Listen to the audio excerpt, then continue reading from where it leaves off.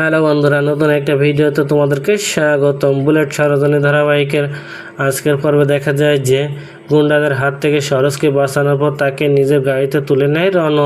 আর রণ সরোজের কাছে জানতে চাইছে সে কেন এত রাতে এখানে এলো। তারপর সরোজ রণকে সবটা বলে দেয় যে তার মামা রাতুল কিছু লোকজন নিয়ে 2 নম্বর সব কাজগুলো গোপনে করে, যেটা সে বাড়ির কাউকে বুঝতে দেয় না। আর সরোজের মুখে এই কথা শুনে তাকে সাথে করে নিজের মামা আর মুখোমুখি হয় রণ। আর রণ আর সরোজের মুখে এই সমস্ত কথা শুনে চমকে ওঠে রাগিনী সহ বাড়ির সবাই। আর রাগিনী মনে মনে বলে, ব্যাপারটা বেশি দূরে গড়িয়ে যাওয়ার আগে আমাকে এটা এখানেই শেষ করে দিতে হবে। এই বলে রাগিনী সরোজকে বলে, তুমি যে কথাটা বলছো তার প্রমাণ আছে? সরোজ বলে, হ্যাঁ আছে।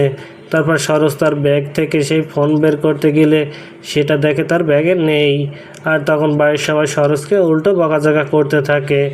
আর সরোজ রেগে গিয়ে সেদিন যে ওই অনুষ্ঠানে সে পুলিশকে খবর দিয়েছিল সেটা সবাইকে বলে দিলে চমকে ওঠে সেখানকার সবাই। আর রণ এই কথা জেনে সরোজের হাত ধরে তাকে বাড়ির বাইরে বের করে দিতে যাবে। আর তখন রণর হাত ধরে রাগিনী।